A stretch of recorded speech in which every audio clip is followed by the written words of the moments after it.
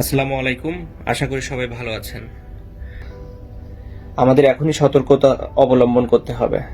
আমাদের সতর্কতাই পারে আমাদের দেশকে সুস্থ রাখতে, আমাদেরকে সুস্থ রাখতে।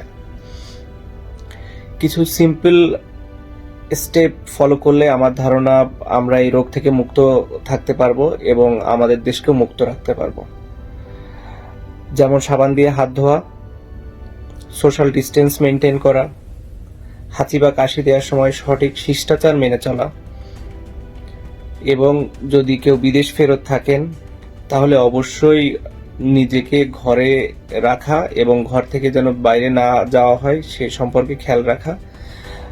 অ্যাট দি সেম টাইম আরেকটা জিনিস মনে রাখতে হবে যেন আত্মীয় স্বজন পাড়া প্রতিবেশী এসে আপনার সাথে দেখা করতে না পারে। 14 দিন আপনাকে ঘরে থাকতে হবে, যেটা খুবই জরুরি। আমি নিজের একটা এক্সপিরিয়েন্স শেয়ার করছি। আমি মাত্রই ইউএসএ এসে পৌঁছলাম।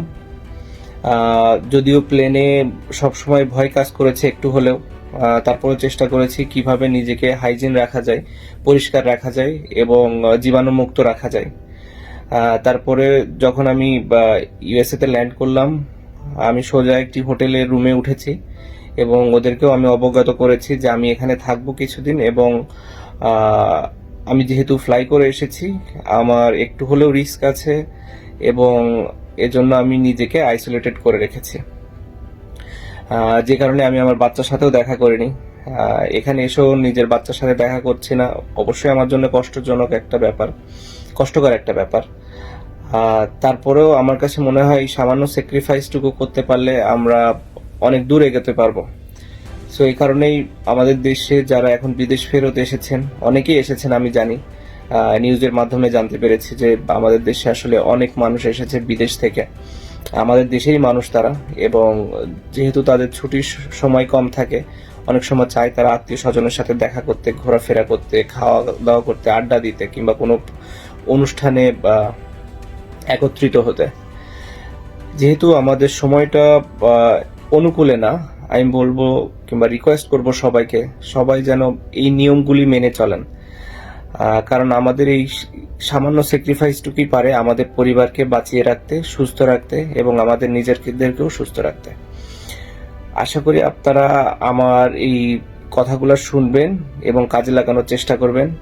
এছাড়াও বাংলাদেশ গভর্নমেন্ট, স্বাস্থ্য সংস্থা, ওয়ার্ল্ড হেলথ অর্গানাইজেশন এদের থেকে যে ধরনের দিক নির্দেশনা দিয়েছে সেগুলো সম্পর্কেও একটু অবগত হবেন এবং সেভাবে ব্যবস্থা নেওয়ার চেষ্টা করবেন নিজেদেরকে।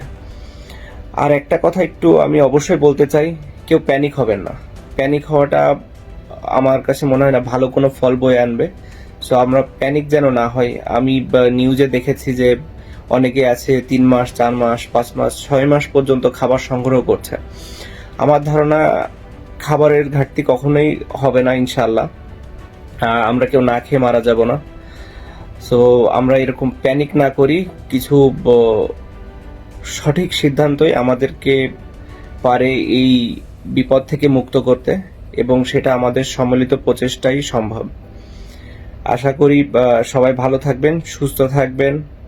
ও আরেকটা ইম্পর্টেন্ট কথা বলতে ভুলে গিয়েছি, খুব প্রয়োজন ছাড়া আশা করি এই সময় আপনারা ট্রাভেল অথবা ঘরের বাইরে বের হবেন না। সবাই ভালো থাকবেন, সুস্থ থাকবেন, নিজের যত্ন নেবেন, আপনার পরিবারের যত্ন নেবেন এবং পরিবার এবং আপনার নিজের সম্পর্কে খেয়াল রাখবেন। ধন্যবাদ সবাইকে। আসসালামু আলাইকুম।